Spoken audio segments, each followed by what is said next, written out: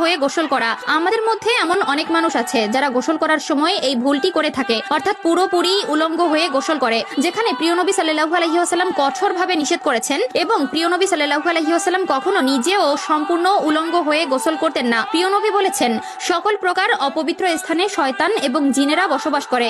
যেহেতু টয়লেট একটি অপবিত্র স্থান, সেহেতু সেখানে জিনেরা বসবাস করে এবং যখন কেউ উলঙ্গ অবস্থায় গোসল করে, জিনেরা তার উপরে বদনজর দেয় এবং তাকে নানাবিধ কুকর্ম করার প্ররোচনা দেয়, ফলে মারাত্মক থেকে মারাত্মক গুনাহের কাজ সেখানে সৃষ্টি হতে পারে। এছাড়াও তৃতীয় নম্বরে যেটি রয়েছে সেটি হলো গোসলের সময় জোরে জোরে মুখে কোনো তাসবিহ পাঠ করা যাবে না। যদি কখনো ওয়াশরুমে থাকেন তবে কখনোই তাসবিহ পাঠ করবেন না। বদলে আপনি যা করতে পারেন তা হলো, যখন আপনি ওয়াশরুমে ঢুকবেন তখন বাম পা দিয়ে ঢুকবেন এবং বলবেন আল্লাহুম্মা ইন্নী আউযু বিকা মিনাল খুবসি ওয়াল খবাইস, এবং বের হওয়ার সময় ডান পা বাইরে রেখে বের হবেন এবং বলবেন গুফরানাকা। এবং চতুর্থ নম্বরের কাজটি হচ্ছে, গোসল শেষে জামা কাপড় পরার ক্ষেত্রে অবশ্যই ডান পা আগে ঢুকাবেন এবং ডান